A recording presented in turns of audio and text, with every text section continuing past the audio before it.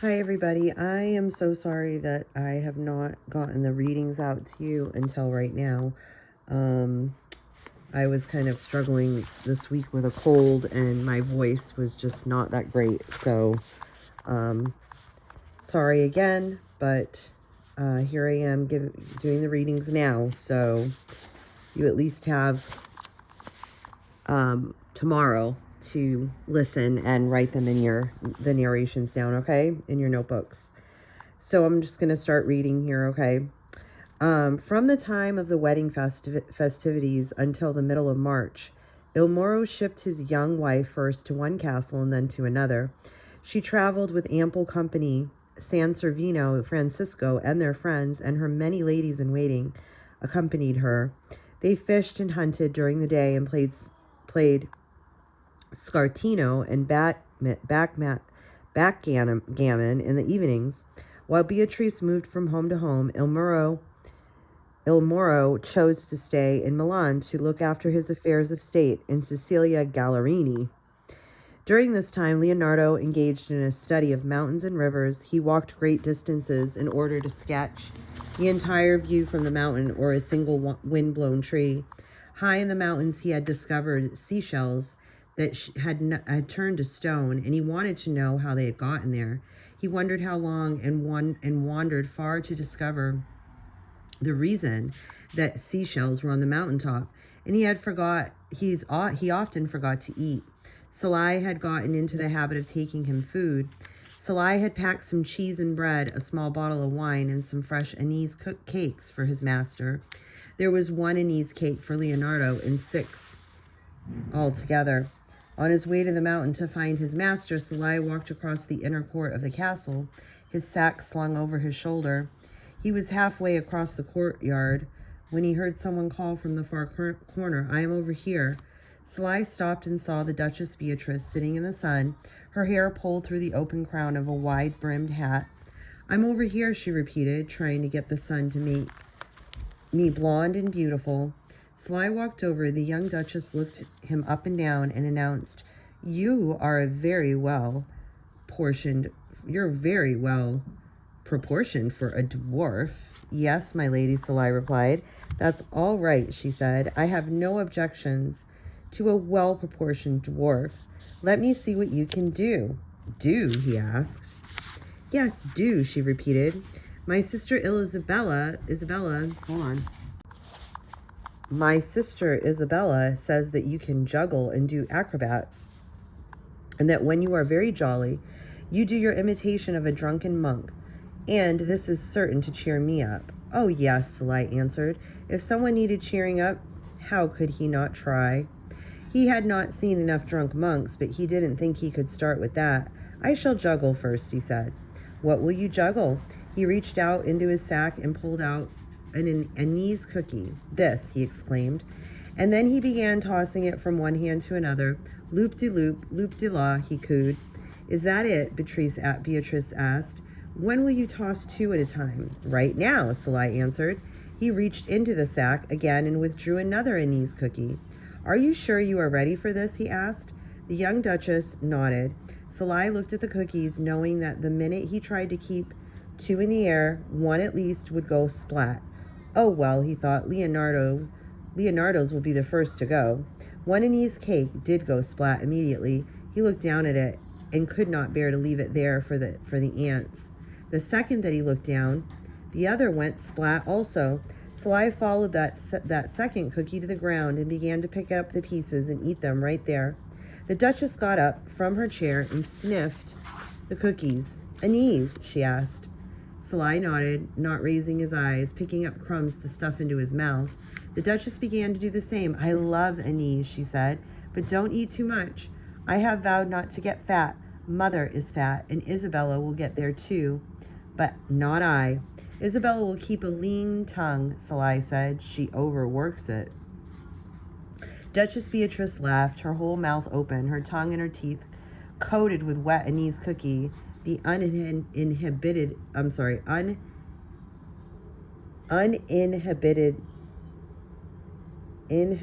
laugh. Sorry, that was, I don't know why, but I'm struggling with that word right now. Of someone who never let God let good manners interfere with a need as strong as laughter. Have you another anise cake? She asked. An uncrushed one? Sly nodded. I know what, she said. You do a trick to make it appear. Make it just appear. You are very good at doing magic, Isabella says. In Mantua, Isabella says in one word. We call her Isabella says. In Mantua, we do not allow the fair Duchess Isabella says in the sun without an umbrella. We fear that she will get a sunburned tongue. Oh, Matello, Beatrice exclaimed. At that moment, Sly saw a dwarf coming from the far end of the court. Apparently, the real Matello had come forward. Beatrice, who was not facing the direction from which he was coming, could not see him. Close your eyes, Duchess, Sly said. Close your eyes, and I shall have for you a surprise bigger than an anise cookie. Beatrice obliged, and Sly motioned to the dwarf to hurry over. Matello toddled over, his large head weaving, his shoulders lifting and falling with each step. Sly held his finger over his mouth, and the dwarf obligingly kept quiet. Sly set one anise cake in each of the dwarf's hands and popped one into his mouth. Open your eyes, my lady, he called. Beatrice looked from Matello to Sly and back again, and then, as daintily as you please, she plucked one, then two, then 3 cookies from the little man. She examined the one from his mouth, made a small face, and popped it back in between her thick lips. That one is yours for keeps. She took one of the other 2 and held it with Sly's reach, just within Sly's reach. Just as Sly raised his hand to take it, she swung it behind her back. It will be yours, she said, when you tell me who you are. I am Sly, he said, and I am Beatrice d'Este, wife of Ludovico Sforza, El Moro, as he is called, the Duke of Milan. I know who you are, Sly replied. I've seen you before. I threw up the first time I saw you. Jeez. Well, Beatrice said, I am certainly not as beautiful as you, but I had no idea that plain looks could upset your stomach.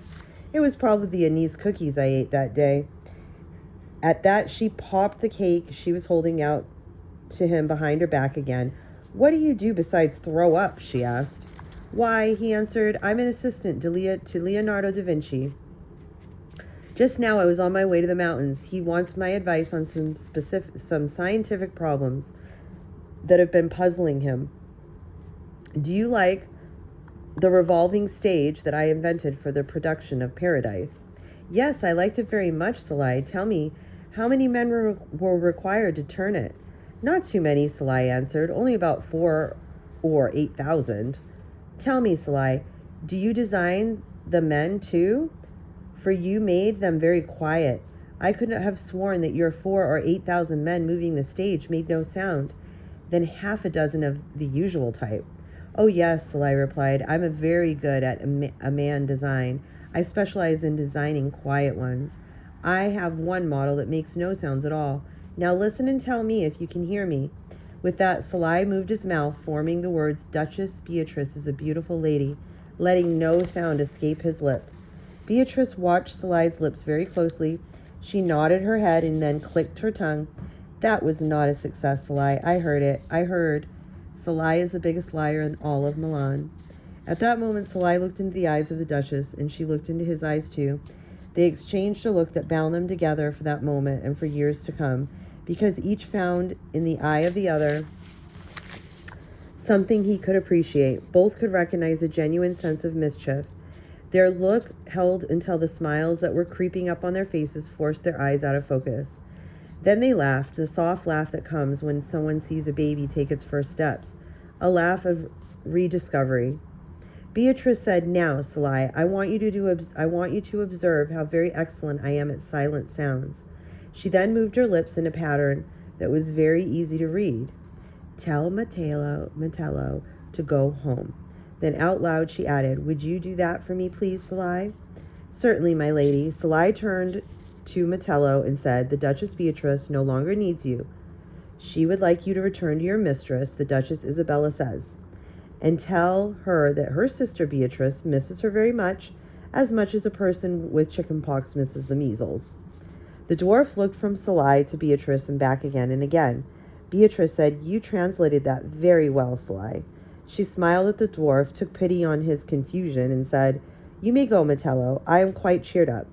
As the little man went skipping back into the castle, Beatrice asked Salai, "Where are you going now?" "To the mountains." "Oh, yes," she said, to consult with Leonardo about some scientific problems on the mountaintop. She bolted upright in the chair. "I'm going with you," she proclaimed. "Have you enough lunch in the sack for me, too?" "Enough of everything except Annie's cookies."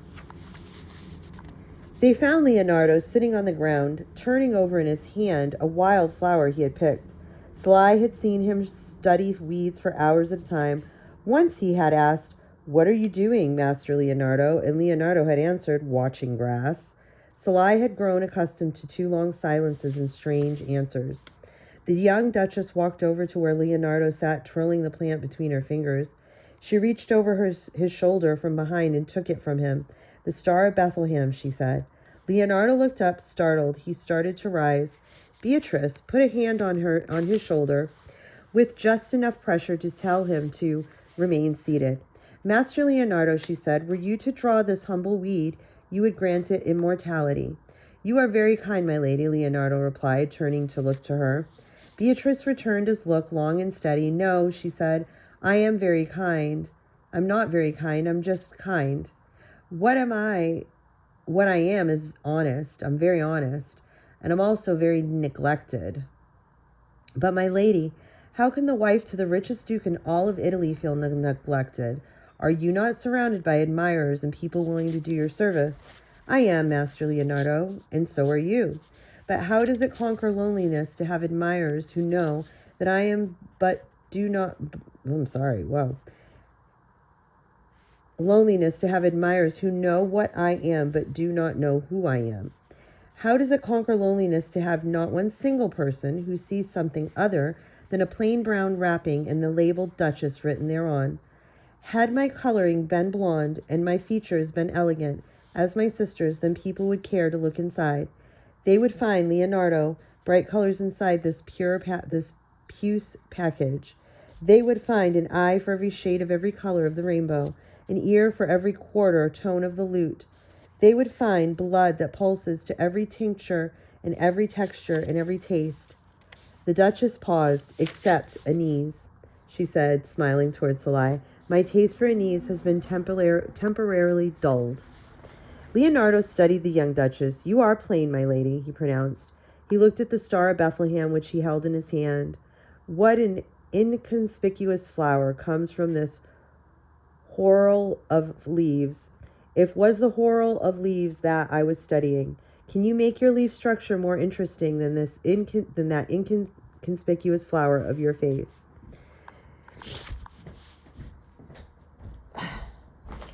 "It already is, Master Leonardo, but everyone is not Leonardo da Vinci. Everyone is not interested in looking at a inconspicuous, oh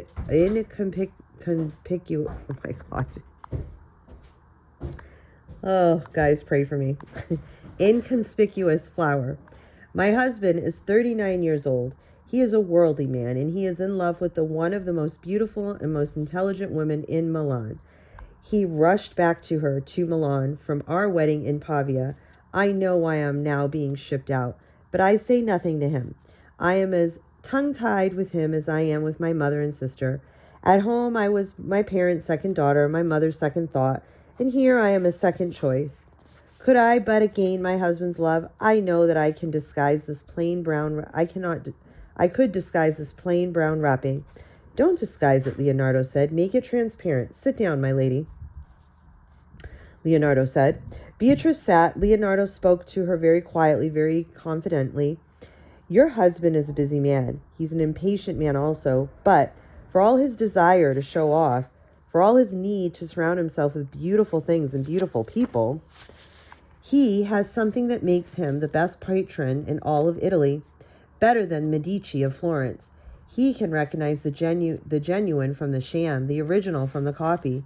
He may not know why something is good, but he knows that it is, and he is willing to give that which is good his support. He has an instinct for true quality.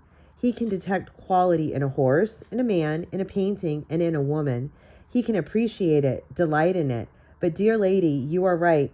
He will not take the time to look for it. He respects talent, but it must be brought to his attention. What original quality do you have to give him that Cecilia has not? A sense of fun, Master Leonardo. Then give him that, dear lady. That will lead him toward your soul. A sense of fun is sadly lacking in our times. Hey, Duchess, said Salai, I didn't know that you knew about Cecilia. Salai, had I your regular features and your golden curls, people would worry about what I think. People don't like to upset a beautiful thing. Were I as beautiful as Cecilia, I, too, would like to have my portrait painted by Leonardo da Vinci. You ought to let Leonardo paint you. He is the guy who believes that you paint a face to show what's inside the head. Besides, Salai continued, Leonardo now has me to help him. The little Duchess lowered her eyes and said herself, perhaps yes, but I think no. Perhaps there's too much vanity within me, or perhaps I have too much respect for the master's talent. Would it be fair to have him who can create light on canvas be saddled with painting a face that should remain in shadow? Listen, Salai said, Leonardo draws all kinds of funny faces. He draws grotesques all the time. There are pages of them all over the studio. My face is something between grotesque and beautiful. Salai. It is something far less interesting. It is plain. I like it, Salai said, and so do I, Leonardo added. The young Duchess sighed, then smiled. Let's eat, she said. After that day in the mountains, Beatrice often sent for Salai. Leonardo would excuse the boy from his duties in the shop, and Salai would attend to the Duchess.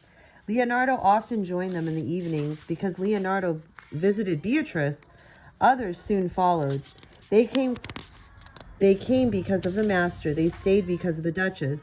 Evenings in her chambers were filled with poetry being read and songs being sung and music being played. All of that was in the air, plus one of other ingredients that Salai knew was magic. Salai was convinced that Beatrice was a magician. He noticed that 4 people in a room could sit in each other's presence and stifle yawns, but the same 4 people plus Beatrice suddenly had a great deal to say to each other. Even the secretive, self-conscious Leonardo began to fill the pages of his notebooks with stories and fables to read to her. He began to invent riddles, very complicated and intellectual and too difficult for everyone to understand, but everyone enjoyed seeing the master relax enough to tell them. Evenings with Beatrice were spent indoors in the pursuit of art, but afternoons with her were spent outdoors in the pursuit of pure pleasure. Francisco and his grackles were good company in the afternoon. They all enjoyed fishing and riding and hunting and just plain fooling around. Beatrice often made up elaborate games and jokes, noting nothing suited Salai more. Beatrice once asked Salai to bring her one of his sister's most miserable dresses. She gave Dorothea one of her good brocade gowns in exchange. With both she and Salai dressed in old fading clothing, she then gave him a dirty sack and filled it with gold ducats. Before he could sling it over his shoulder, she laid on the top of the pile of money 10 large dried salted flounder. Then they invaded the shop of the silversmith. When he saw them arrive, the merchant tried to shoo them away before any of his customers could see or smell them. When it was clear to Beatrice how badly he wanted them to leave, she signaled Salai and Salai shook the sack. The sack made the unmistakable sound of gold on gold, and that helped the merchant to decide that he would allow them to look around. Nothing washes cleaner than gold. How much for the salt cellar? Beatrice asked. The silversmith reached over his shoulders, taking the piece from her grasp. 40 ducats, he said, slipping into his perfumed handkerchief. The Duchess of Milan herself has one just like it.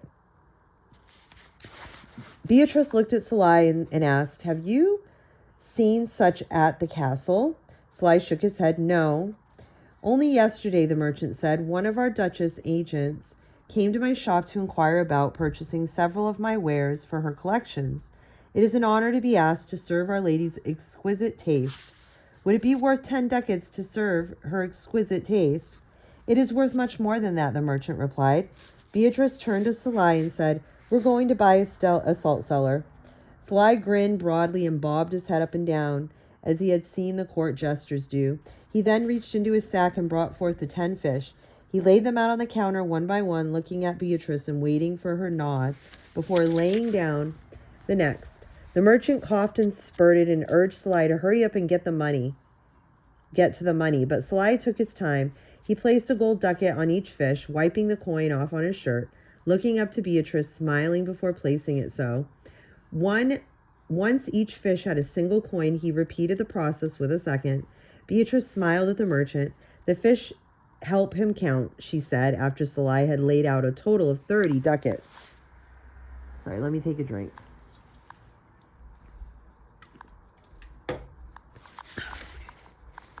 Your boy is not finished. He must lay one more coin on each fish. 4 coins times 10 equals 40 coins. Beatrice said, that cannot be. 3 apples times 10 pears is 30 apple pears. Therefore, 4 coins times 10 fish is equal to 40 fish coins or coin fish, whichever you prefer. The merchant said, no, you see, these fish are merely counters. No, Beatrice said, that cannot be either. The fish are on the counter. Salai did his best not to smile. The silversmith shook his head to clear it, and then said, the price of the salt cellar is 40 ducats. I have nothing more to add. I don't want you to add, Beatrice said. I want you to subtract. You said that it was worth 10 ducats to serve the Duchess of Milan. 40 subtract 10 equals 30. Then Beatrice smiled at him, looked down at her toes, and softly, shyly, I am the Duchess of Milan. The shopkeeper's patience was at its absolute end. He decided that he had had enough. He looked across his shop and saw the handsome and well-dressed San Servino and Francisco walk in. In a voice loud enough for San Servino, Francisco, and half of Milan to hear, the merchant said, if you are the Duchess of Milan, I must say that the Duke of Milan is Neptune himself, for you smell like a fishwife. At that moment, Beatrice sent a signal to San Servino, and he came bounding over. He kissed her heartily on both cheeks. How are you, my fair Duchess? He asked. Francisco followed suit. He too came over, bowed, and greeted Beatrice according to the custom of the court. The merchant smiled and stammered, confused and worried that he had not only lost a sale, but also lost the chance to serve the Duchess of Milan. Beatrice, San Servino, and Francisco all linked arms together and were about to leave the shop when Beatrice turned and said to Salai, please give the man 40 ducats. That salt cellar is certainly worth only 30, but the afternoon's entertainment is worth 10. Salai quickly placed one more ducat on each fish. Beatrice then picked up the salt cellar and said to the silversmith, I have made an honest man of you, sir. Now you can tell the world that the Duchess of Milan has a salt cellar just like this. Salai glanced over at the row of fish, each one having 4 gold ducats laid on it. I'll leave you my fishies, he said, and then they all linked arms and marched out. That evening they told of the day's happenings, Salai miming both the role of the buyer and the seller to San Servino narrating. Craftsmen, poets, artists soon flooded to the court of Milan. Those who came because of money stayed because they were enchanted. Money alone could not explain why the clavichord, Albany, and ivory that Lorenzo de Pavia built for Beatrice was the most beautiful in the world, nor could it explain why Master Sorba, the Spanish embroiderer, designed gowns and capes for her that were the finest than any had ever done for any other duchess, including Beatrice's own mother. And the goldsmith Corradoso had been employed by Il Moro before, but it was after he met Beatrice that he designed the famous rope of pearls and the diamonds of which he added the priceless ruby known as El Spigo. All produced their finest works for the young Duchess of Milan, had an invisible measuring rod in her head. Everyone employed by her knew that he was not in competition with other craftsmen. He was in competition with perfection. Salai, too, offered the young Duchess the best fruits of his labors. He stole a Turkish hide from Leonardo, and instead of giving it to his father, as he had planned, sold it, and with the money he purchased the very finest Anise comfits and gave them to Beatrice. There was no one more alive to beauty than Beatrice, and there was no one more alive to Beatrice than Salai. Okay, guys, that's it for today. Again, I apologize for getting this out to you guys so late. And I will see you guys on Tuesday. Okay, blessings.